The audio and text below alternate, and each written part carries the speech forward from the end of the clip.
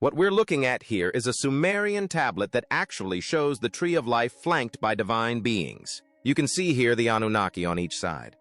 Scientists just fed 4,000-year-old clay tablets into an artificial intelligence, and what came back was not the story of creation we were all taught. Sumerian tablets are probably one of the oldest form of written record that we have. They've been translated, and they tell exciting stories about how gods intermingled with human beings and actually had a hand in the creation of human beings. A single sentence reconstructed from a fragment no larger than a human palm changed everything every historian in that room thought they knew. And the deeper the AI searched across 30,000 other fragments, the clearer something became. Something that has been buried in these texts for millennia. Hidden inside words, scholars have been misreading for centuries. What they found doesn't just rewrite the past. It reframes everything happening right now. The sentence that should not exist.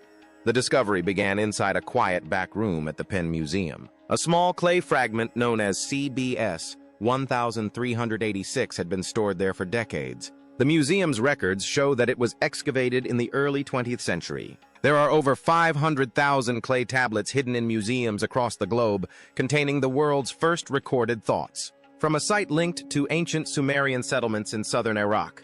The fragment was catalogued as part of a larger group of tablets written in the Sumerian tradition. It was the size of a human palm. Its surface was cracked and chipped. Older researchers believed it only contained damaged accounting marks.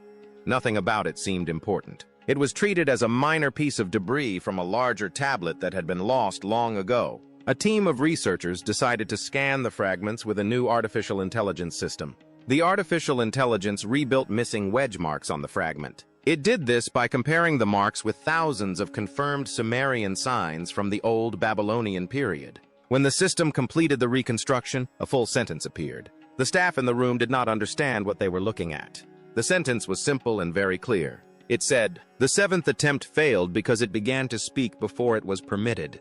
This sentence shocked every historian in the room because it does not match any known Sumerian creation story. In the traditional creation account named the Eridu Genesis, the gods shape humans in a single act of will. In the Atrahasis text, the gods mix clay with the blood of a slain divine being named Geshtu-A. The action is described as direct and final. There is never a description of multiple attempts. There is never any mention of failure or of a human speaking too early as a violation. This one line undermined the entire idea of a single divine creation. It suggested that humans were not formed in one perfect moment, but were produced through repeated trials, each tested and evaluated like an engineered result.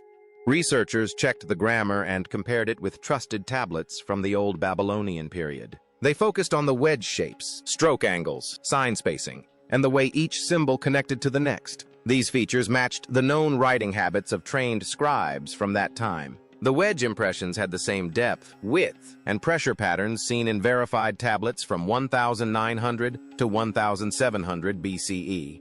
The surface of the clay showed the same aging texture as other tablets from that era. The patina had the correct mineral buildup that forms only after many centuries.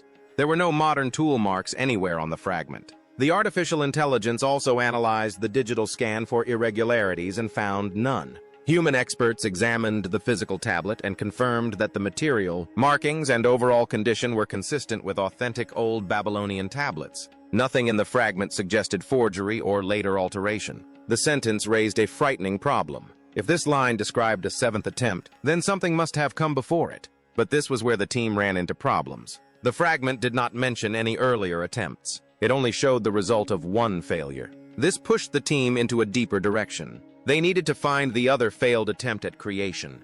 Evidence of multiple early human models. After the sentence on that small clay fragment shook the entire room, the team couldn't stop there. They fed over 30,000 tablet fragments into the AI. Today, a revolutionary AI system is doing the impossible, translating cuneiform and revealing more about who was really here before us. Pieces stored in museums across London, Berlin, and private collections that had never been properly examined together.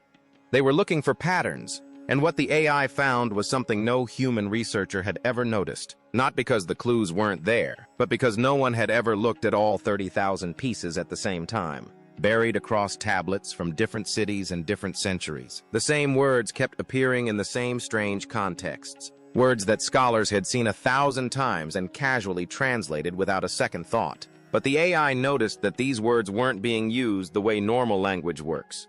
They were being used the way a factory uses product codes. The first group the AI identified were humans built purely for heavy physical labor, not employed for it, not assigned to it, built for it. These weren't workers who chose a profession or got hired for a job. They were listed in the tablets the same way equipment gets listed in an inventory as a category of thing, not a type of person, separated from everyone else. No family records, no personal names, no identity beyond their function, especially because together they form one of the largest untranslated bodies of text in human history. And the text comes from one of the most important moments in human history. But what confirmed the true horror of what these beings were came from the oldest creation story in Mesopotamia, a text called the Atrahasis. In it, the junior gods had been working for centuries digging canals, farming land, maintaining the earth, and they had reached their breaking point. They rebelled. They threw down their tools and refused to continue. So, the senior gods gathered and made a decision that should stop every person who has ever believed humans were created out of love or divine purpose dead in their tracks. They decided to make something new, something with a strong body and a simple mind, something that would dig, haul, carry, and farm so the gods would never have to again. Humans were not born from wonder or intention. They were manufactured as a labor solution because powerful beings were exhausted and needed the work done. Every creation story you were ever told, every image of a loving God breathing life into something sacred, the Atrahasis destroys all of it in a single decision. And the tablets confirmed that this first group of humans existed for exactly that purpose. Recorded not as people, but as a workforce category the scribes called Lu-Melu. The second group was hiding in plain sight for centuries, misread by every scholar who encountered them. Their name had always been translated as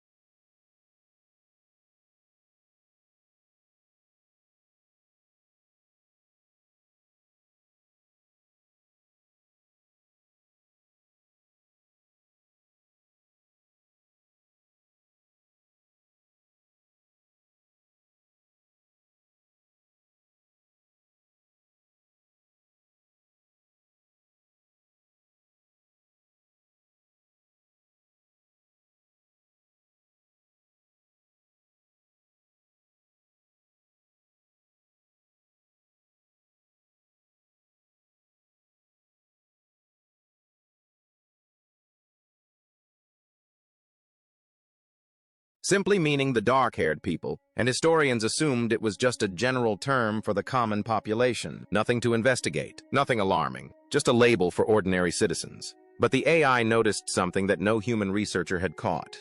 This label appeared almost exclusively in agricultural records. Field measurements, harvest outputs, irrigation assignments, always attached to fixed workloads in specific land areas. These weren't citizens being counted. They were units being managed, mapped against land the way a farmer maps livestock against pasture. Someone was calculating exactly how much labor each human unit could extract from each plot of ground. There were no personal histories attached to them, no social records, no evidence of lives beyond their output. The difference between a person and a resource is simple. You listen to a person and you measure a resource. Every tablet that mentioned this group only ever measured them. The ancient scribes recorded them as Sag-Gigga. The third group is the one that should disturb you the most, because what was done to them goes beyond labor and beyond agriculture into something that feels like it belongs in a nightmare.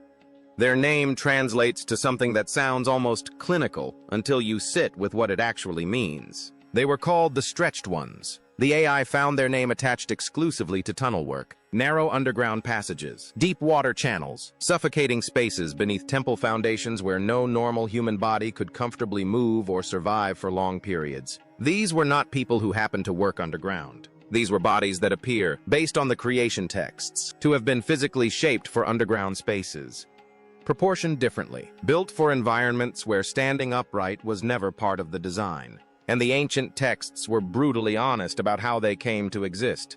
The Atrahasis described early human attempts that simply came out wrong. Uneven limbs, bodies that couldn't move correctly, forms that didn't match what was needed, made, tested, and rejected. Those three words used in sequence, the same language you would use for a defective product on an assembly line. Except these were living bodies. And rather than discard them entirely, whatever created them looked at these malformed beings and found a use for them anyway. Spaces too tight and too dark for anything else. They were not freed. They were reassigned. The scribes recorded them as Lulus Hugidda. 3 groups, 3 functions, 3 categories of human beings recorded not as people with lives and names and futures, but as solutions to specific problems. And here is the detail that makes all of it irreversible once you understand it. None of these groups reproduced on their own. There are no records of their children, no family lines, no population growth attached to any of them, which means someone or something had to keep making them, keep replacing them, keep producing new units whenever the old ones wore out. This was not creation. This was manufacturing. And if these were the early models, the prototypes that came before, then something had to come after them. Something that worked differently. Something that lasted. Something that changed the entire trajectory of what humans would become. The texts pointed to one figure and only one. His name was Adapa, the first reproducible human. Adapa appears in ancient Akkadian tablets as a human unlike any earlier figure in Mesopotamian writing. His story is preserved in tablets found at Amarna. These tablets describe a creation that does not follow the pattern seen in the early human groups.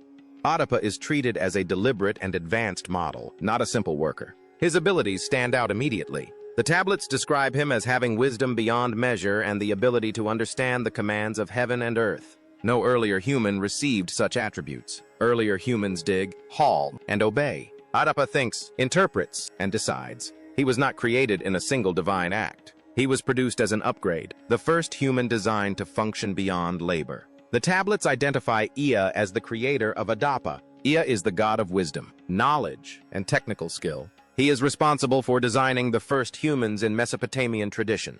Ea raises Adapa in the city of Eridu and teaches him duties that require advanced thought.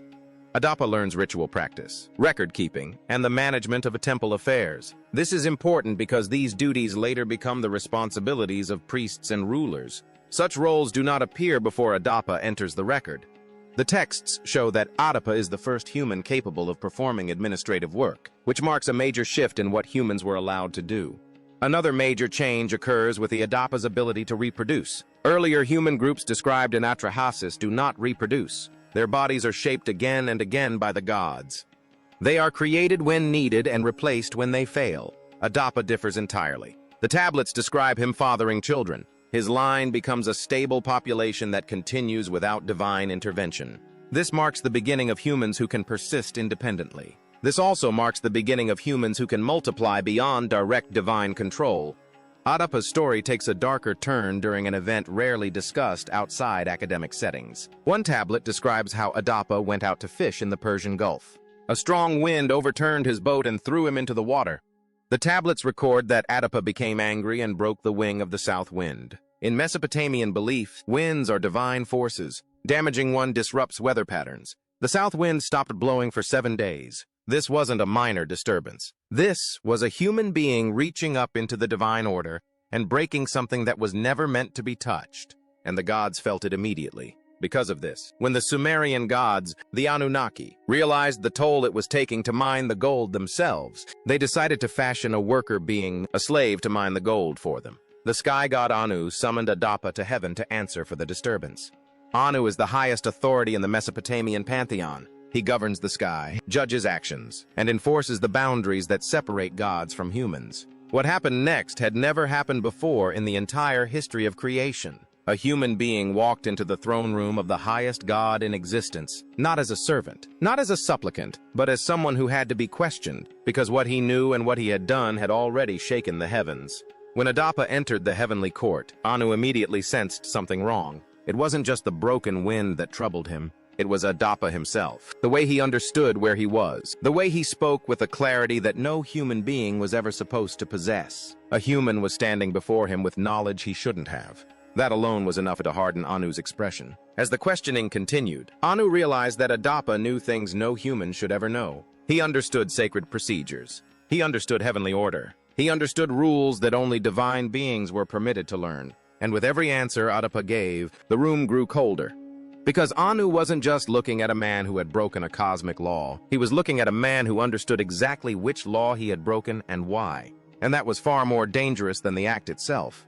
The anger that followed was immediate and unmistakable. Anu rose from his throne and his voice echoed across the hall. Why did Ea disclose to wretched mankind the ways of heaven and earth? He thundered. This was not the anger of a god who had been disrespected. This was the panic of a ruler who had just discovered that the boundary separating him from his own creation had already been crossed without his knowledge while he was sitting on his throne completely unaware. During the meeting, Anu then ordered that Adapa be offered the bread of life and the water of life. These gifts would grant immortality, but this was not generosity. This was a trap, and one of the most calculated moments in all of ancient literature.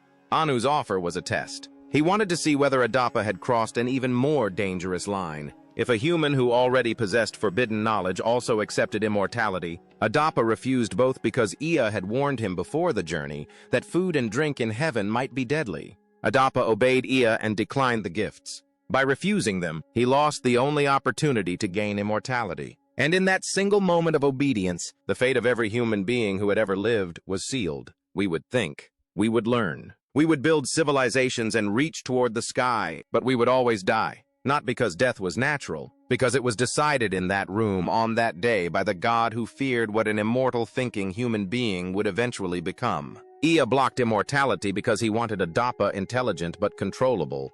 Knowledge allowed Adapa to perform advanced tasks on Earth. Immortality would remove all limits. Anu knew that a human who could think like a god and live like a god would eventually challenge the gods. But the problem had already grown beyond what either of them had anticipated. His fear intensified when Adapa began teaching others.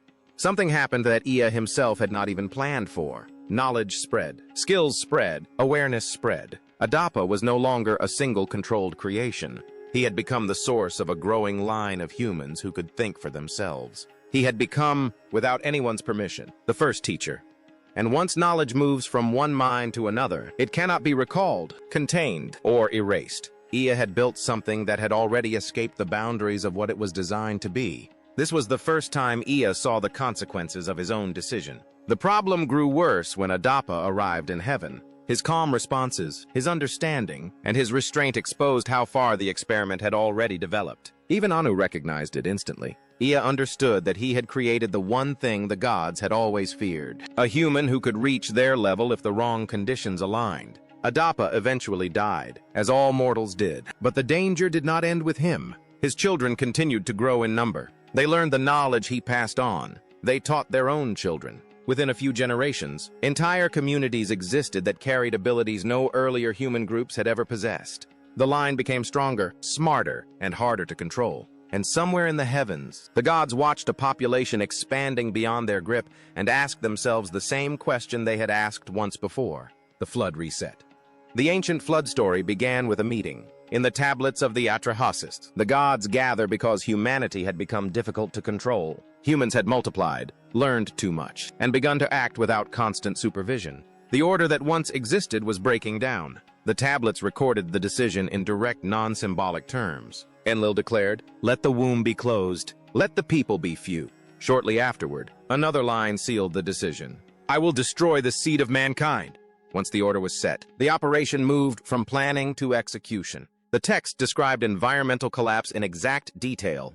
Waters rose from the deep abyss. Storm fronts rolled in from the horizon. Winds struck the land with force that shattered the reed houses along the rivers.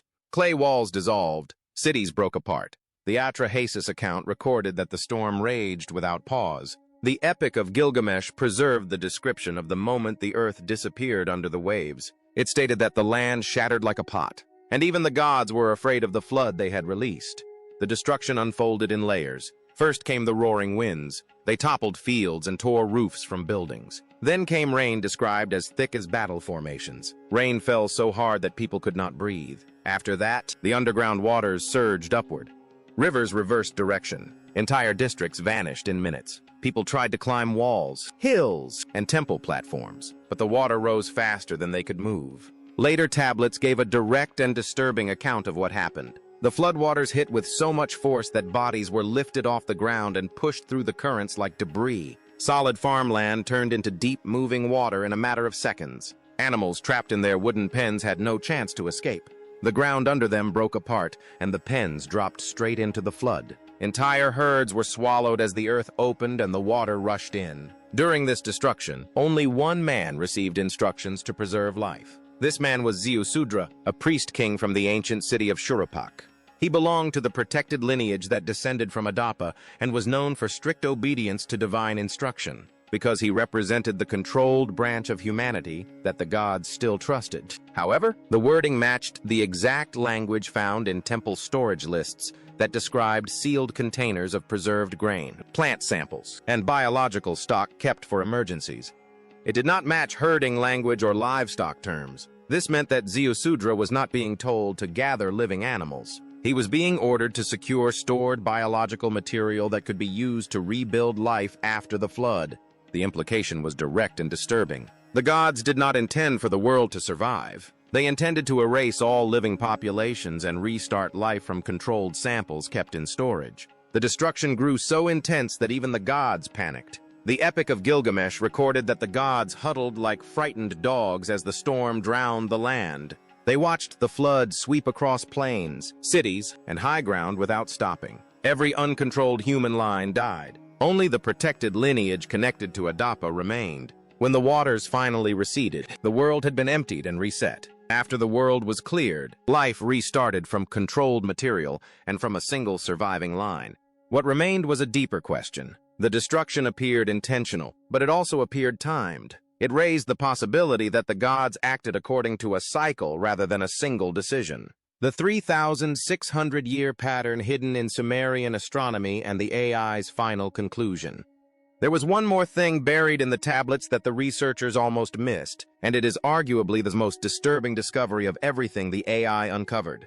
Not because it described something that happened thousands of years ago, but because it describes a schedule, a repeating, predictable, mathematically consistent schedule of collapse and reset that the ancient Sumerians not only knew about, but recorded in plain sight across their astronomical texts, their creation stories, and their political records. And no one connected them until a machine read all of them at the same time. The AI started with the astronomical tablets, specifically the ancient star charts and sky observation records that Sumerian scribes maintained with obsessive precision for centuries. These scribes tracked the movements of every visible object in the sky, the same way modern scientists track satellites, methodically, consistently, and with the clear understanding that what moved in the sky had direct consequences for what happened on the ground. Among all the objects they recorded, one kept appearing with a description that stood apart from everything else. The scribes called it the Star of Crossing. They described it as the point where the gods passed through, and they tracked it with the same calm, practical regularity that they used for the moon and the planets. Which means they weren't mythologizing it. They were expecting it. They knew it came back. They knew what came with it. They recorded it the way you record a storm season, not because you can stop it, but because you need to know when it is coming. Now, here is where it starts to feel less like ancient astronomy and more like something that should terrify every person alive today. The AI cross-referenced every appearance of the Star of Crossing in the tablets with a specific number that kept appearing in the same texts. That number was 3,600. In Sumerian, it was called Sar. Scholars had always treated it as a simple numerical unit, nothing more than a counting term used in administrative records. But the AI noticed something that no human researcher had ever flagged. The number 3,600 did not appear randomly. It appeared specifically and repeatedly in the same tablets that contained warnings, omens, and descriptions of major upheaval. It appeared near records of floods. It appeared near records of fires and famines. It appeared near records of kings losing power and cities going silent. The AI generated a timeline based purely on where SR appeared in connection with the star of crossing across all 30,000 fragments. What that timeline produced should not have been possible. The intervals matched. Not approximately, not loosely. They matched with a precision that made the research team go quiet. Around 2200 BCE, the Akkadian Empire, one of the most powerful civilizations the ancient world had ever produced, the AI did. And the distances matched the SAR intervals with a consistency that cannot be explained as coincidence. This was not a clock that had gone off once. This was a clock that had gone off multiple times on schedule across thousands of years of human history. And the ancient Sumerians had been recording the countdown the entire time. But the most chilling detail was not in the astronomical records. It was in the political ones. After every single one of these collapses, the Sumerian king list did something that has no natural explanation anywhere in the entire history of human civilization. It restarted, not slowly. Not after decades of chaos and gradual recovery the way every real historical collapse actually unfolds. Immediately, a civilization would be wiped from the record, and then in the very next entry, a fully formed government would appear. A new city, a new ruler, a complete set of laws, a functioning administrative structure. Everything in place and operational as if someone had simply switched one system off and switched a replacement on. No power struggle, no transitional period, no years of competing factions fighting for control the way every real transfer of power in human history has worked. Just erasure and then a new beginning that arrived already organized. The king list presented these transitions as normal. The AI flagged them as impossible because they are. There is no natural process by which an entire civilization collapses, and a fully functioning replacement appears immediately afterward with no gap, no disorder, and no explanation for where the new structure came from unless the replacement wasn't built from the ground up, unless it was installed. When the AI compared the timing of every collapse, every astronomical interval, and every king list reset together on a single timeline, what emerged was not a theory. It was a pattern so consistent and so deliberate that the system reached a conclusion the research team was not prepared to hear. The Sumerians were not recording history. They were recording a maintenance cycle, a cycle in which human civilization was allowed to grow, monitored against specific limits, and periodically cleared when it exceeded what it was permitted to become, followed every single time by a controlled restart with a pre-selected leader, a pre-designed system, and a population that had been reduced to a size that could be managed again. The ancient scribes knew this cycle existed. They tracked the object that marked its timing. They recorded the number that measured its intervals. They preserved the stories that described its purpose. And they left all of it behind in 30,000 fragments of clay that sat in museum basements for over a century waiting for something that could read all of them at once and see what no single human mind ever could. The AI saw it. When it measured the current moment against the same three conditions that preceded every recorded collapse, what it found was not a warning about something approaching on the horizon. It was a confirmation that the horizon had already passed. Our population is now larger than at any point in human history. Knowledge spreads to billions of people in seconds, and technology has advanced beyond any boundary the ancient texts ever described. All three conditions met simultaneously for the first time. According to every pattern preserved in those tablets, it has already begun. And if the cycle has never once been interrupted in 4,000 years of recorded human history,